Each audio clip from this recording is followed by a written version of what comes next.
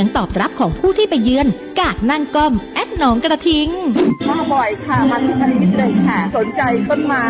สภาพแวดล้อมที่เป็นธรรมชาติผมเป็นคนนครศรีธรรมราชครับมาเห็นกาดก็มีของขายเยอะแยะก็รู้สึกว่าประทับใจคือบรรยากาศทางเหนือนี่คือเป็นกันเองครับแบบง่ายๆสบายๆกาดนั่งก้อมหนองกระทิงมาหลายรอบแล้วเจ้าเพราะกินนักขนาดเลยมีทุกอย่างที่เขาอยากกินเลยเจ้าตลาดที่เปิดโอกาสให้ผู้ขายมีแหล่งจำหน่ายสินค้าและหารายได้พิเศษการนั่งก้อมหนองกระทิงเปิดโอกาสให้ผมร้านโรตีในช่างนะครับได้หารายได้พิเศษในวันเสาร์อาทิตย์มีดนตรีฟังมีอาหารให้กินหลากหลายไม่ได้เสียค่าที่นะครับถ้าเราไปข้างนอกนี่ราคานี้ก็จะประมาณ50ครับตรงนี้เราขายที่40 บาทเน้นปริมาณว่าใช่กาดนั่งก้อมหนองกระทิงเปิดจำหน่ายทุกวันเสาร์อาทิตย์6 โมงเช้าถึงบ่าย 2 โมงณสวนสาธารณะหนองกระทิงโดยองค์การบริหารส่วนจังหวัดลำปางที่นี่บรรยากาศดีมากเลยค่ะแล้วก็ประทับใจกาดนั่งก้อมหนองกระทิงขอเชิญชวนหน่อยเจ้ามาเปิดมีโอกาสผ่านมาก็เสาร์ที่จะลืมครับที่กาดนั่งก้อมลำปางนะครับมากกว่าคาเฟ่ไวท์เท่าคาเฟ่คือพื้นที่แห่งโอกาสและกำลังใจ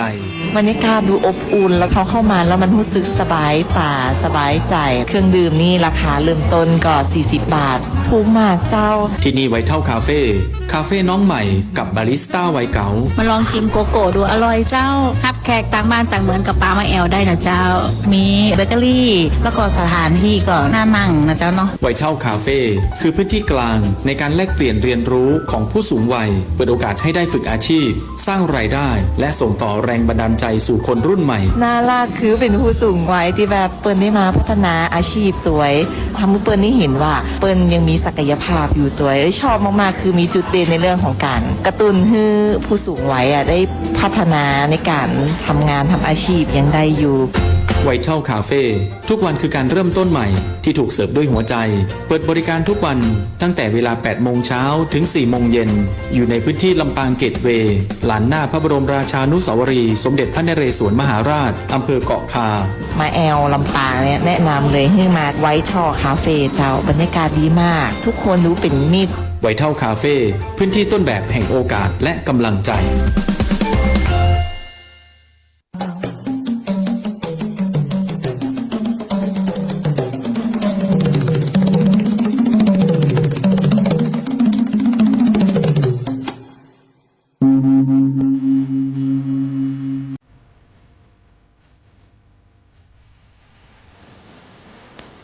ลำปางยุคใหม่โปร่งใส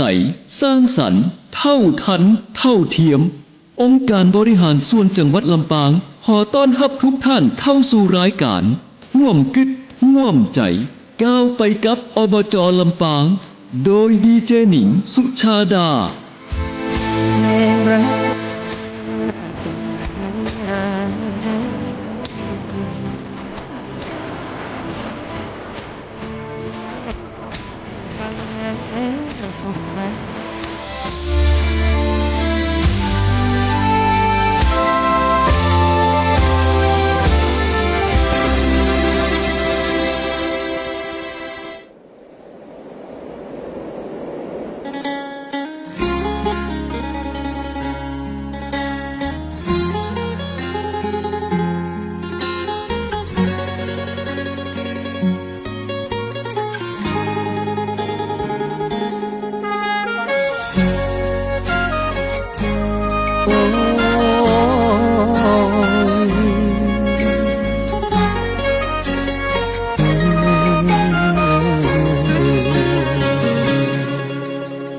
ลมลมหนาวพัดเต้าไปใส่มาแน่พัดผ่านอยู่บ่คนแค่ผู้เพิ่นอยู่ไกลหัวใจความคิดฮอดความหักโดนคักบ่ได้บอกไปย้อนคนฟังอยู่ไกลได้แต่ฝากเพลงไปกับสายลมด้วยสภาพอากาศเลยหูสึกขาดใครบางคนระยะทางห่างไกลกันโดน คิดหอดคนเคยกอดจากใจลมบ่ได้พัดแต่ความหนาวมาพัดเงาเข้ามาปกคลุมหัวใจเป็นจังใดแน่นอคนไกลกำลังเหงาใจคือกันบ่ห่มผ้าแน่เด้อยามนอนพักผ่อนหลายๆหูบ่หน้าหนาวปีนี้คงได้แค่รออ้อมกอดจากคนคิดฮอดหลายลมเอ่ยลมหนาวพัดต้าวคนหักกลับมาแน่ใจคนคอยกำลังอ่อนแอคิดทอดคนแค่บ่เศร้าพิงไฟอุ่นกายอุ่นแต่หัวใจยังเหงาคือเก่าอยากกอดอยากอ้อนอยากเอ่ยคำว่าลายด้วยสภาพอากาศเลยหูสึกขาดใครบางคนระยะทางห่างไกลกันโดนคิดหอดคนเคยกอดจา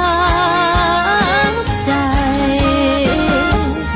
ลมบ่ได้พัดแต่ความหนาวมาพัดเงาเข้ามาปกคลุมหัวใจเป็นจังใดแน่น้องคนไกล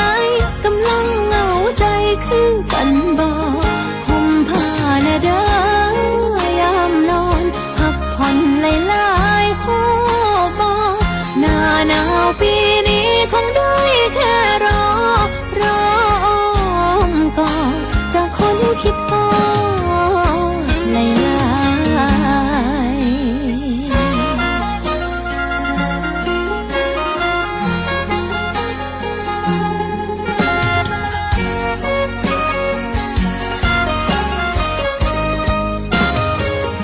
ลมบ่ได้พัดแต่ความหนาวมาพัดเงาเข้ามาปกคลุมหัวใจเป็นจังใดแน่น้องคนไกลกำลังเหงาใจคือกันบ่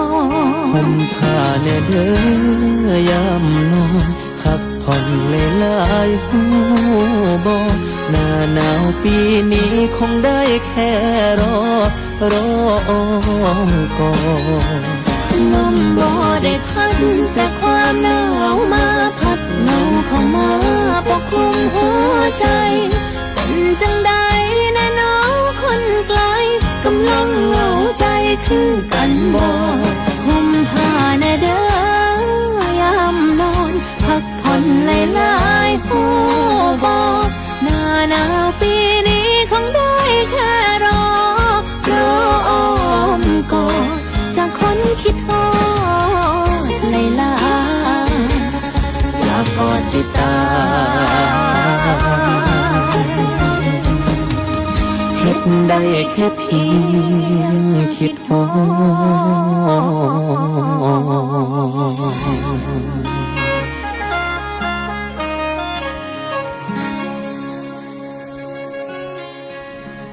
สวัสดีเจ้าตอนทับทุกท่านเข้าสู่รายการโฮมกึดโฮมใจก้าวไปกับอบจ.ลำปางคุณผู้ฟังอยู่กับข้าเจ้านุ่งนิ่งสุชาดาเจ้าเหมือนเก่าเหมือนเคยเนาะตีปิกมาปะกันกู้วันจันทร์จนถึงวันศุกร์นะเจ้ากับรายการโฮมกึดโฮมใจก้าวไปกับอบจ.ลำปางนำเรียนคุณผู้ฟังแห่มกำหนึ่งนะเจ้ารายการนี้เป็นรายการของพี่น้องประชาชนตึ้งหมดตึงเสียงนะเจ้าของ13อำเภอในจังหวัดลำปางรวมไปถึงคุณผู้ฟังที่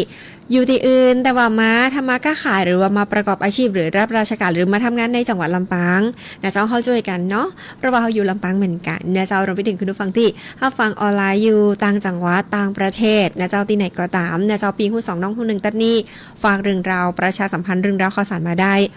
วันนี้ก็มีหลายๆตีเจ้า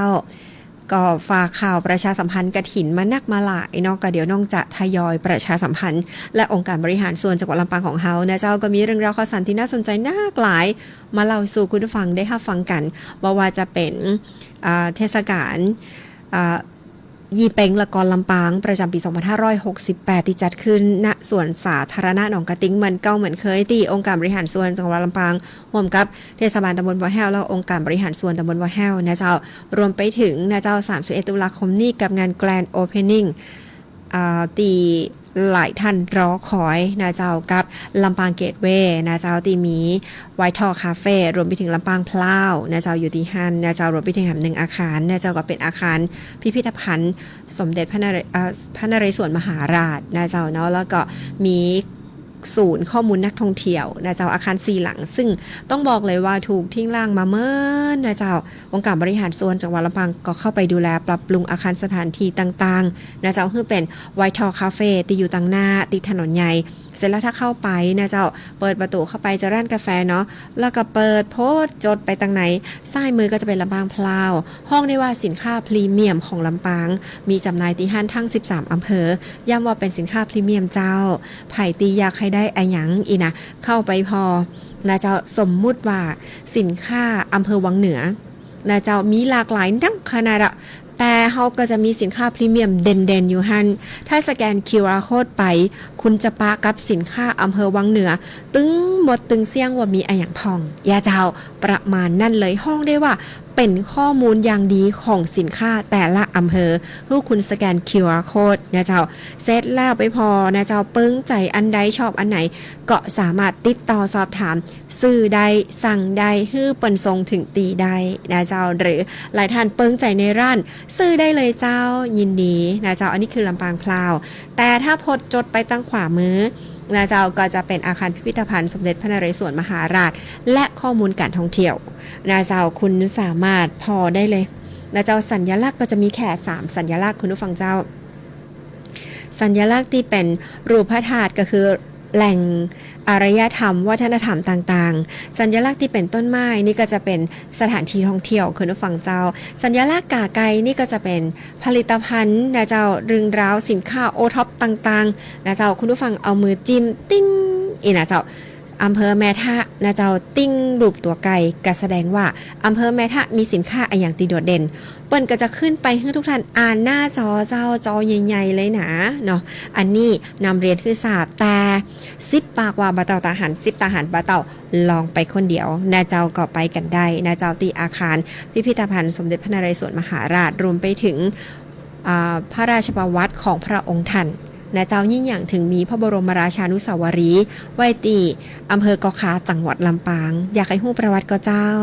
เพราะฉะนั้นนะเจ้าเรียนเจอนะเจ้าที่อาคารพิพิธภัณฑ์สมเด็จพระนเรศวรมหาราชอำเภอกอคาที่ลำปางเกตเวย์นะเจ้ารวมไปถึงตรงข้ามกับร้านกาแฟไวท์ทอลคาเฟ่นะเจ้าเนาะก็จะเป็นศูนย์ข้อมูลนักท่องเที่ยวสอบถามได้เจ้าจะไปอำเภอไหนตั้งใดมีรถยังใดนะเจ้าแล้วก็เส้นทางไหนสะดวกที่สุดมีเส้นทางลาดกอเส้นไหนตีสะดวกสบายและพื้นที่ตั้งใดมีทั้งโฮมสเตย์และสถานที่ท่องเที่ยวสามารถเข้าไปสอบถามได้เลยนะเจ้านี่คือลำปางเกตเวย์ก็จะมี Grand Opening 31 ตุลาคมนี้นะเจ้าตั้งแต่10โมงเจ้าไปจนถึง1 ทุ่มนะเจ้า1 วันเต็มๆคุณผู้ฟังเจ้าแต่ช่วงของพิธีเปิดก็จะมีช่วงของ 16:30 นาทีนะเจ้าก็ขอเรียนเชิญทุกท่านไปที่ลำปางเกตเวย์กับงาน Grand Opening ลำปางเกตเวย์นะเจ้าเนาะก็เรียนเชิญนะเจ้าเนอะแล้วก็เรื่องราวหลายๆเรื่องราวนะเจ้าบอกว่าจะเป็นองค์การบริหารส่วนจังหวัดลำปางได้สนับสนุนงบประมาณนะเจ้าในการจัดงานสืบสานประเพณีต่างๆบอกว่าจะเป็นงานสังกะเตินนะเจ้าอำเภอเถินจังหวัดลำปางนะเจ้ารวมไปถึงลอยกระทงแจซ่อนเมืองปานนะเจ้ารายละเอียดจะเป็นจะได้เดี๋ยวต้องเราสู่กันคือคุณผู้ฟังได้รับฟังกันนะเจ้าแล้วก็แห่งปะปอ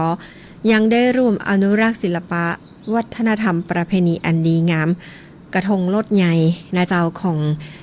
นครลำปางของเฮาตอยคุณผู้ฟังเจ้าห้องได้ว่าปีนี้ว่าได้ไปชิงของไผ่นะกูปีนี้ทรงประกวดเนาะแต่ปีนี้เจ้าต้องบอกเลยว่าเอาไปโชว์ซึ่งยิ่งใหญ่อลังการอย่างแน่นอนกับกระทงรถใหญ่ของ องค์การบริหารส่วนจังหวัดลำปางหรือห้องได้ว่าเป็นสเปารถใหญ่เนาะบ้านเฮาเป็นห้องสเปานะเจ้าแล้วก็มีนางสเปาแก้วสเปาคำนั่งอยู่บนสเปารถใหญ่ขององค์การบริหารส่วนจังหวัดลำปางตัวนะเจ้าแล้วก็เรื่องราวต่างๆวิถีชีวิตอันอย่างต่างๆนะเจ้าก็จะมีเรื่องเล่านะเจ้าในขบวนสเปารถใหญ่ขององค์การบริหารส่วนจังหวัดลำปางซึ่งจะรวมกับเทศบาลนครลำปางกับงานล่องสเปาเจ้าละก่อนตัวขึ้นดูฝั่งเจ้านะเจ้าเนาะเดี๋ยวน้องเล่ารายละเอียดให้ฟังแล้วก็เรื่องราวดีๆในวันนี้นะเจ้าบอกว่าจะเป็นตังองค์การบริหารส่วนจังหวัดลำปางโดยท่านนายกตวงราชโลกสุนทรนายกองค์การบริหารส่วนจังหวัดลำปางได้มีโอกาสต้อนรับคณะศึกษาดูงานจากมหาวิทยาลัยธรรมศาสตร์ศูนย์ลำปางซึ่งเป็นคณะสังคมศาสตร์สมมาตรเจ้าคณะ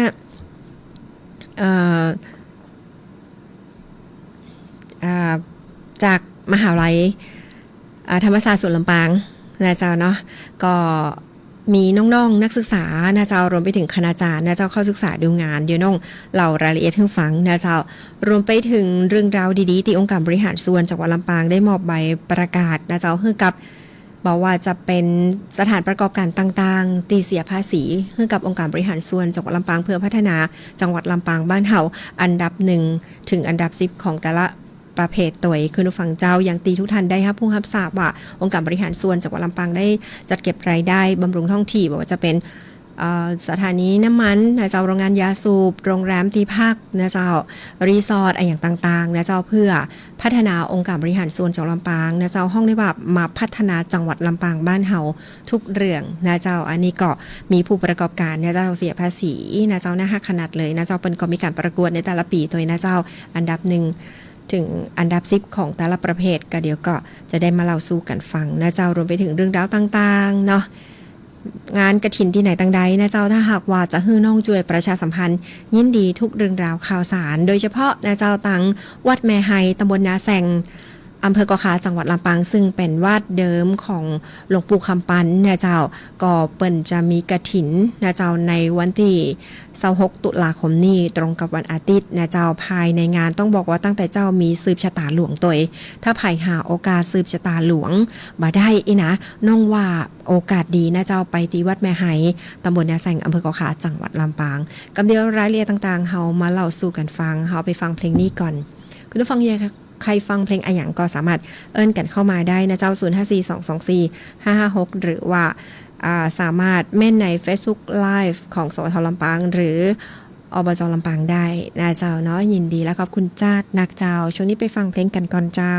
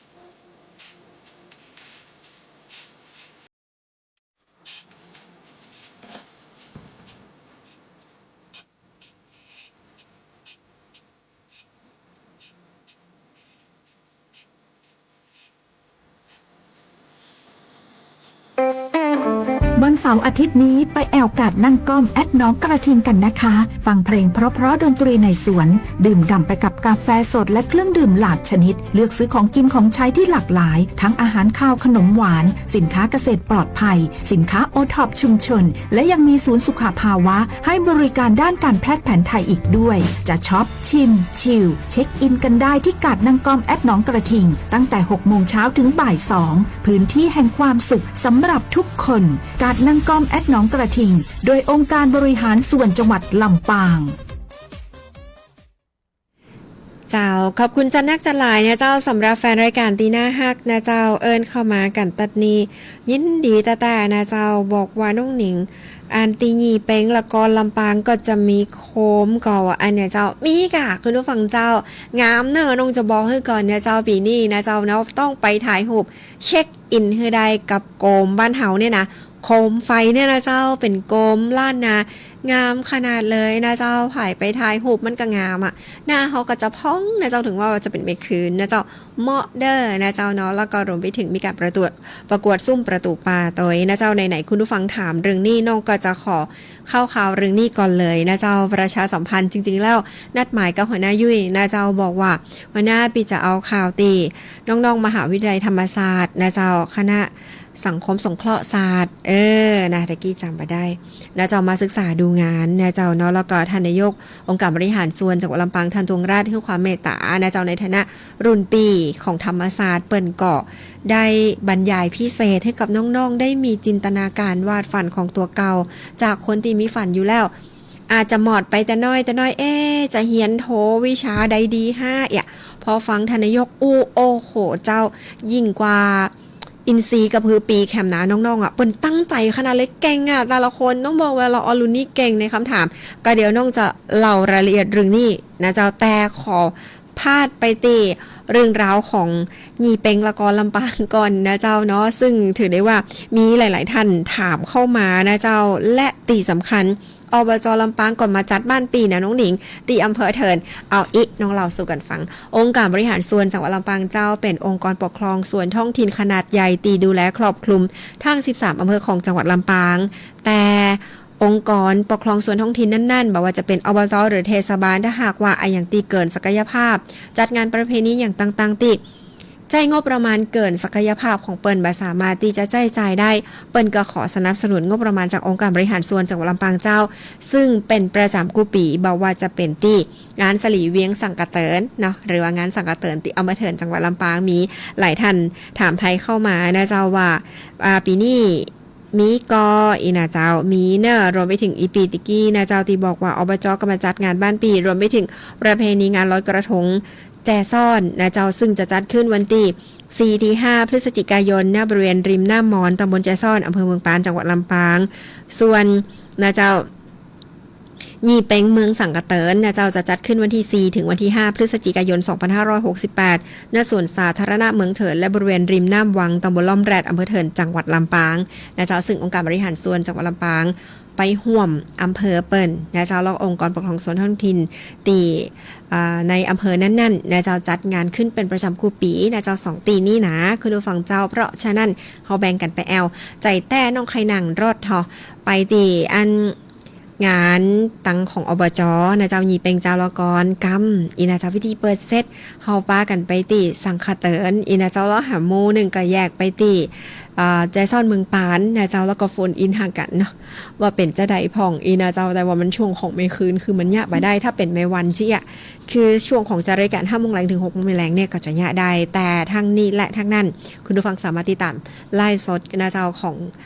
อบจ.ลำปางรวมไปถึงสวรรค์ลำปางได้นะเจ้าเนาะกับเรื่องราวดีๆนะเจ้างานยี่เป็งละกรลำปางประจำปี 2568จะจัดขึ้นวันที่5 พฤศจิกายนณ สวนสาธารณะหนองกระติงซึ่งองค์การบริหารส่วนจังหวัดลำปางร่วมกับเทศบาลตำบลบ่อแห้วองค์การบริหารส่วนตำบลบ่อแห้วนะเจ้าจัดกิจกรรมบอกว่าจะเป็นซุ่มประตูป้านะเจ้า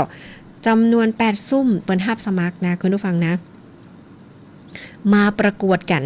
นะเจ้าชนะเลิศเงินรางวัล 7,000 บาทรองชนะเลิศอันดับ1 6,000 บาทรองชนะเลิศอันดับ2นะเจ้า 5,000 บาท และมีการประกวดกระทงฝีมือซึ่งเป็นกระทงประดิษฐ์นะเจ้าจากวัสดุธรรมชาติเงินรางวัลชนะเลิศ 3,000 บาทนะเจ้ารองชนะเลิศอันดับ 1 2,700 บาทแล้วก็รองชนะเลิศอันดับ 2 2,500 บาทนะเจ้ามีการแสดงนิทรรศการประเพณีลอยกระทงนะเจ้าการสาธิตประดิษฐ์กระทงผางประทีปและประดิษฐ์ตุงตัวคุณผู้ฟังไผ่ยากที่จะไปประดิษฐ์ตุงนะเจ้าตุงล้านนาเขานี่นะก็ไปกันได้คุณผู้ฟังเจ้ารวมไปถึงการแสดงดนตรีพื้นบ้านโดยครูแอดเดอะสลอนะเจ้าแล้วก็ถ่ายรูปกับโคมล้านนาขนาดใหญ่ความสูงกว่า4 เมตรคุณผู้ฟังเจ้าแล้วก็รวมลอยกระทงด้วยกันที่ส่วนสาธารณะหนองกระติงนะเจ้านอกจากนั้นอยากให้คุณผู้ฟังไปวันที่6นะเจ้าก็อบจลำปางอย่างตีข้าเจ้าได้นำเรียนนะเจ้าว่าปีนี้บ่ได้ไปชิงไปโชว์บ่ได้ขบวนยิ่งใหญ่อลังการกับสเปารถใหญ่นะเจ้าในงานลองสเปาเจ้าละกรวันที่6พฤศจิกายนนะเจ้าขบวนยิ่งใหญ่ตระการตาและขบวนสเปารถใหญ่ขององค์การบริหารส่วนจังหวัดลำปางปีนี้มีชื่อว่านบปูจาโขงพระเจ้าปงจ้างนบจามเตวีนะเจ้าโดยตัวสเปารถใหญ่เนี่ยได้รับแรงบันดาลใจจากงานพุทธศิลป์ของวัดปงยางโคกนะเจ้าอำเภอห้างฉัตรจังหวัดลำปางคุณผู้ฟังเจ้าจะเป็นเจ้าใดไปพอกันคุณผู้ฟังงานนี้ต้องบอกว่าจะมีข้าราชการและเจ้าหน้าที่องค์การบริหารส่วนจังหวัดลำปางตลอดทั้งขบวนเลยนะเจ้าข้าราชการนะเจ้าหน้าที่ทุกคนนะเจ้าไปห่วมกันเพราะฉะนั้นบ่ต้องกลัวว่าคนถือป้ายจะเป็นคนอื่นก็คนนางสเปารถใหญ่จะเป็นคนที่อื่นก็ออร์แกไนซ์เป็นเอามายะเฮก้าอินบัจใจนะเจ้าเป็นข้าราชการและเจ้าหน้าที่ขององค์การบริหารส่วนจังหวัดลำปางตึงหมดตึงเสี่ยงทั้งขบวนนะเจ้างานนี้ย้ำว่าทักทายกันได้เลยหลายคนนะเจ้าหันหน้าสดๆอาจจะเป็นแหมคนหนึ่งพองานลองสเปาเจ้าแล้วก็เนี่ยเจ้ากับสเปารถใหญ่นะเจ้าถ้าคุณไปหันอาจจะเป็นแหมหน้าหนึ่งนะเจ้าอาจจะงามกว่าเดิมรอกว่าเดิมอย่างประมาณนี้ทักทายกันได้นะเจ้ากับเจ้าหน้าที่ขององค์การบริหารส่วนจังหวัดลำปางทั้งขบวนนะเจ้าบอกว่าจะเป็นคนถือป้ายนะเจ้าแล้วก็คนถือโคมต่างๆนะเจ้ารวมไปถึงเปิ้นท่องว่าธิดาสเปาแก้วสเปาคำบนรถสเปาใหญ่ของอบจลำปางตัวนะเจ้าเนาะก็ขอนำเรียนแล้วก็เรียนเชิญคุณผู้ฟังนะเจ้าไปร่วมกันนะเจ้านักเนออันนี้งานของกองการศึกษาศาสนาและวัฒนธรรมนะเจ้ายินดีและขอบคุณจาดนักสำหรับหลายๆท่านนะเจ้าที่อยู่เป็นเพื่อนกันตัดนี้นะเจ้าแล้วก็ขอให้กดไลฟ์กดแชร์นะเจ้ากดไลค์กดแชร์ไลฟ์ของสวทแล้วก็อบจตัวนะเจ้ายินดีแต่เลยน้องหนิงปีกจะไปนะนะเจ้าเฮาไปปะกันแล้วปะน้องอย่างแน่นอนเจ้าถ้าจะบอกว่านั่งรถสเปารถใหญ่นี่ก็ใครจะเชื่อก็ฮะ ฮะถ้าจะมาได้คือฟังเจ้าน้ำหนักมันหนักนะเจ้าเปิ้นจะต้องเอาคนตัวน้อยๆงามๆนะขึ้นไปนั่งบนนะเจ้านอกก็นั่งบนรถเหมือนกันนะเจ้าแต่เป็นรถประชาสัมพันธ์นะเจ้า บ่ใจรถสเปาคือฟังเจ้านะเจ้าเนาะเพราะฉะนั้นงามๆตึงนั่นน่ะที่นั่งรถสเปานะเจ้าเนาะก็ช่วงนี้นะเจ้าเอาเป็นวาสักกรรมหนึ่งเดี๋ยวเราจะมามาคุยกันกับเรื่องราวดีๆตีต่างด้านขององค์การบริหารส่วนจังหวัดลำปางเจ้าโดยท่านจงรัตน์ สุนทรนายกองค์การบริหารส่วนจังหวัดลำปางได้มีโอกาสต้อนรับคณะศึกษาดูงานนะเจ้าน้องๆนักศึกษาแล้วก็คณาจารย์จากมหาวิทยาลัยธรรมศาสตร์ศูนย์ลำปางก็เดี๋ยวรายละเอียดจะเป็นจะใดเดี๋ยวน้องเราสู่คุณฟังได้รับฟังกันแต่ที่แน่ๆเราไปฟังเพลงกันก่อนบ่กับเพลงนี้พิเศษให้ตัวนะเจ้า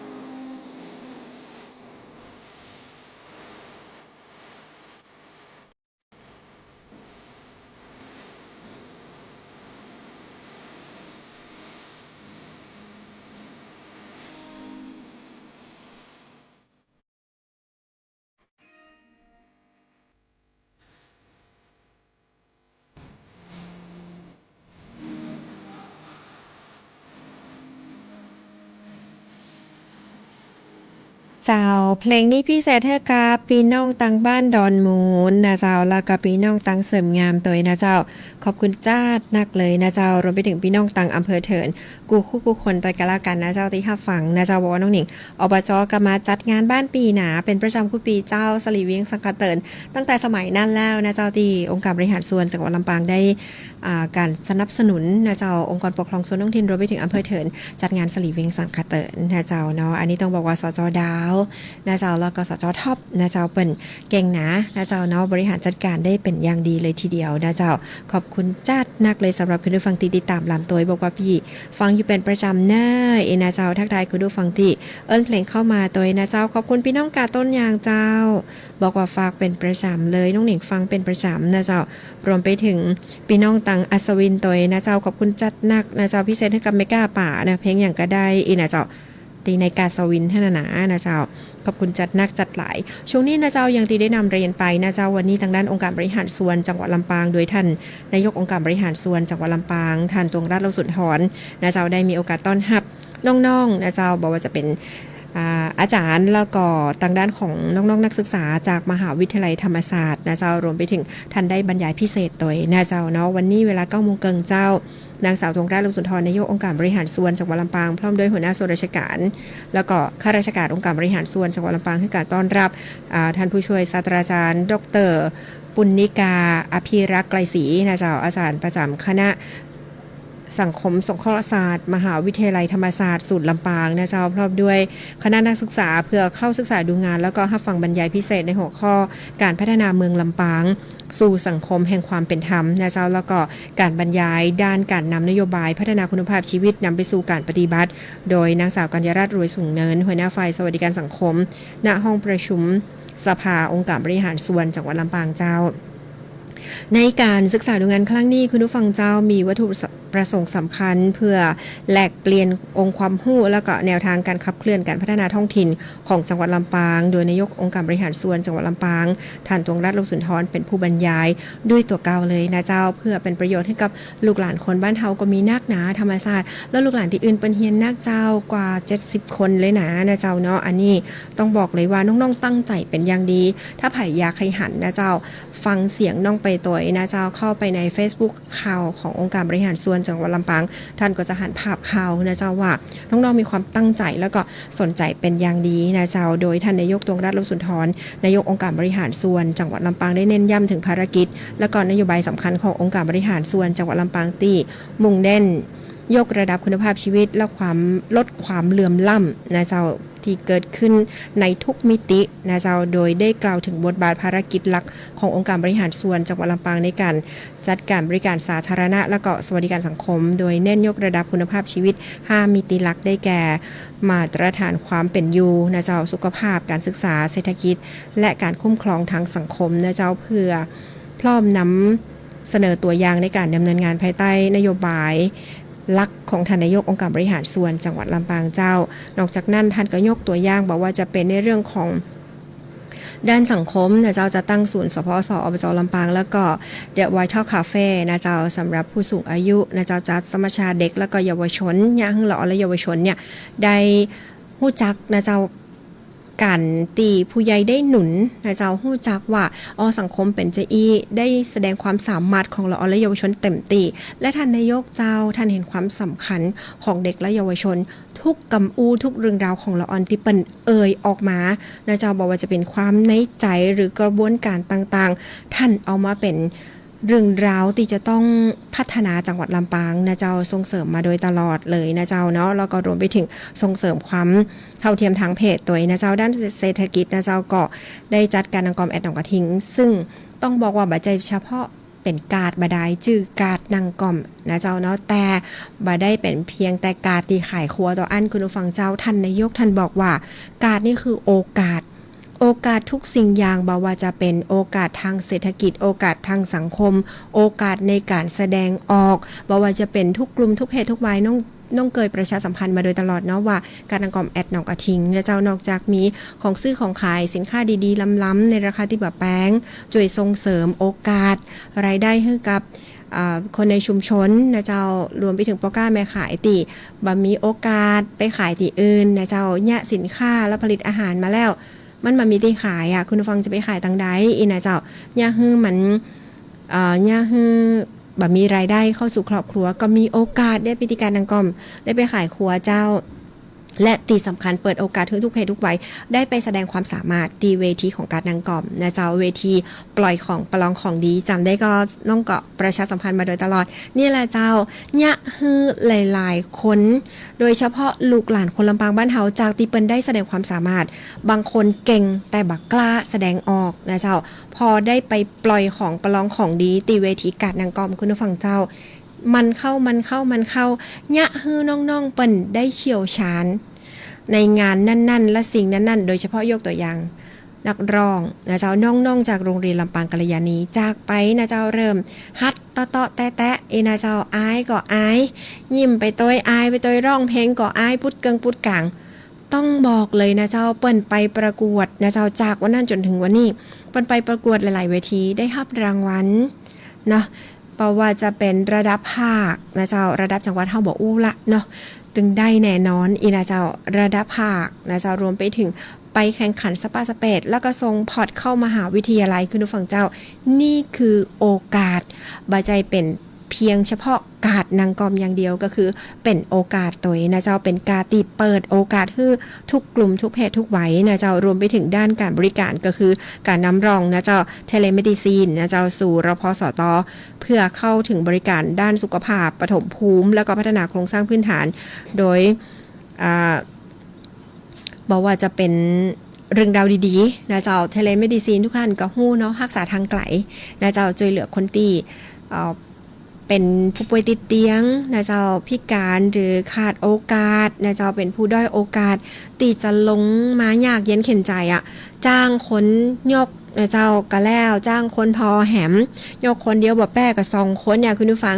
แล้วก็จ้างรถบ่มีรถมาเองรถตัวเก่าบ่มีเนาะจ้างรถแหมนะเจ้าแล้วก็กว่าจะมาถึงโรงพยาบาลนะเจ้าการใช้จ่ายต่างๆมันหนักนะคุณผู้ฟังเจ้าพอมีเทเลเมดิซีนนะเจ้ารักษาทางไกลเนี่ยก่อนยากคือคนป่วยได้หันหน้าหมอให้หันหน้าคนป่วยนะเจ้าจากตีเปิ้นท่อละบ่ยากละตั้งกัน1ได้1บ่มีหาเงินก็บ่ได้เป็นเสาหลักของครอบครัว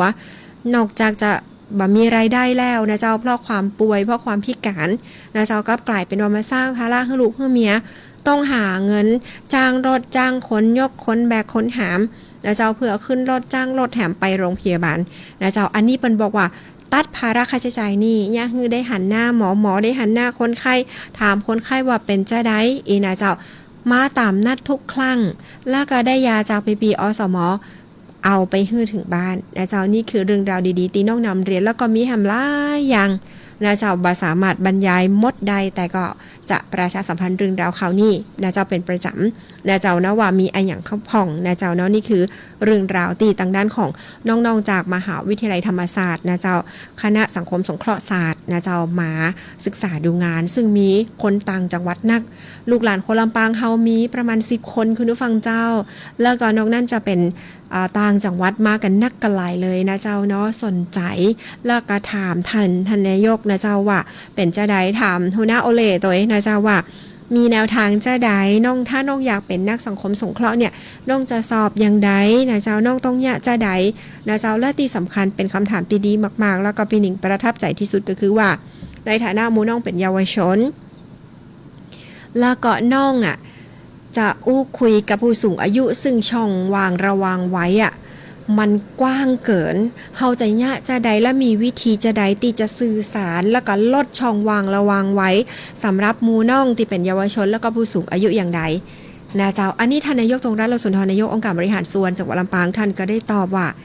จะซึ่งต้องบอกเลยว่ามีนโยบายอยู่แล้วหัวหน้าโอเล่นะเจ้าได้จัดตั้งสภาเด็กและเยาวชนนะเจ้าของอบจ.ลำปางซึ่งต้องบอกว่าจะมีการอบรมนะเจ้าน้องๆคนใดสนใจนะเจ้าเข้าห่วมติดต่อหัวหน้าโอเล่แล้วเข้ามาเป็นน้องๆตีเป็นแกนนำแล้วก็เวลามีงานอะไรอย่างหรือว่าจะต้องเข้าไปสู่ โนดสสสกากับเรื่องราวของผู้สูงอายุกาตีศูนย์สพอสกาน้องๆก็สามารถเชื่อมโยงเข้าไปได้แน่นอนที่สุดเจ้าจะลดช่องวางระวังไว้ระวังผู้สูงอายุกับน้องๆได้เลยในเมื่อน้องจัดเป็นกลุ่มเป็นก้อนกันนะเจ้าตั้งเป็นสภาเด็กและเยาวชนอบจลำปางแล้วนะเจ้าน้องๆได้ไปศูนย์สพอสกดีโนดสสสนะเจ้านายกสิริพรนะเจ้าปัญญาเสนกดีนะเจ้าเข้าไปไทยถามแล้วก็จะมีกิจกรรมรวมกันเห็นก็เจ้ามันจะใกล้ชิดกันมากยิ่งขึ้นอันนี้เป็นเรื่องที่ต้องบอกเลยว่าท่านนายกบ่ได้เตรียมการเพื่อน้องๆมาศึกษาดูงานตัวอันจริงๆแล้วนะเจ้าหัวหน้าโอเลได้จัดเตรียมการเหมือนพอสมควรเพราะว่าท่านนายกนะเจ้าท่านฮือนโยบายนะเจ้าไหวเหมือนแล้วก็อยู่ในช่วงก่อนระวังการจัดตั้งแล้วก็อยู่ในช่วงของการดำเนินงานนะเจ้าเนาะอันนี้ก็เป็นคำตอบที่น้องๆฟังแล้วโล่งใจอย่างน้อยๆนะเจ้าในฐานะเยาวชนของน้องๆเปิ้นนะเจ้าเวลาไปอู้กับผู้สูงอายุที่บ้านก็ดีรอบข้างก็ดีหรือว่าในชุมชนก็ดีน้องเขามีความมั่นใจนักเลยแน่นอนที่สุดนะเจ้าเพราะลดช่องว่างระวังไว้นั่นเองนี่คือเรื่องราวดีๆที่เล่าสู่กันฟังนะเจ้ายังพอเวลาคุณผู้ฟังเจ้า 17:53 นาทีจะไปฟังเพลงแหมต่อกับสามารถมาลารายการได้นะเจ้าเดี๋ยวจะสิ้นซอยไปเหี่ยก่อนนะเจ้าเนาะแต่ว่าที่แน่ๆนะเจ้าทำคราวหนึ่งนะเจ้าเนาะซึ่งวันนี้นะเจ้าต้องนำเรียนนะเจ้ามีข่าวสารน่าหลายขนาดนะเจ้าน้องก็ขอเชิญชวนก็แล้วกันนะเจ้าเนื่องจากเวลามันน้อยนะเจ้าก็31 ตุลาคมนี้นะเจ้าบ่ดีลืมนะเจ้ากับงานแกรนด์โอเพนนิ่งนะเจ้าที่ลำปางเกตเวย์นะเจ้าซึ่งจะมีตั้งแต่ 10 โมงไปถึงทุ่มตรงเลยนะเจ้าแต่พิธีเปิดก็จะมี 16:30 นาทีนะเจ้างานนี้ต้องบอกเลยว่าไปนั่งจิบกาแฟสบายๆที่วอเตอร์คาเฟ่นะเจ้าชมพิพิธภัณฑ์สมเด็จพระนเรศวรมหาราชช้อปปิ้งสินค้าพรีเมียมลำปางพลาวนะเจ้ารวมไปถึงของดีของเด่นจากลำปางต้องบอกว่าพรีเมียมแต่เจ้าเหมาะขนาดอาจารย์จ่าจากมหาวิทยาลัยธรรมศาสตร์นะเจ้าตั้งใจจะไปดูผ้าคลั่งจะไปซื้อผ้าถุงก้าซื้อผ้าไปตัดปรากฏว่าไปหั่นชุดเรศนะเจ้าเหมาะขนาดเลยคือพอไปแล้วก็คืออาจารย์จ๋านะเจ้าเนาะอาจารย์บอกว่าซื้อเลยหั่นแล้วซื้อเลยนะเจ้าเพราะฉะนั้นนะเจ้าอาจจะถูกตาทุกท่านก็ได้นะเรียนเจิญที่ลำปางพลาวนะเจ้ากับลำปางเกตเวย์หน้าลานพระบรมราชานุสาวรีย์สมเด็จพระนเรศวรมหาราชบ่ดีลืมนะเจ้ากับงานแกรนด์โอเพนนิ่ง31 ตุลาคมนี้เฮาไปป้ากันที่ลำปางเกตเวย์นะเจ้าวันนี้เวลาของรายการโฮมกึดโฮมใจก้าวไปกับอบจลำปางหมดลงแล้วนะเจ้าข้าเจ้าน้องหนิงสุชาดาคงจะต้องนำรายการจากลาคุณผู้ฟังไปก่อนปะกันวันจันทร์นะเจ้าวันนี้ลาไปแล้วนะสวัสดีเจ้า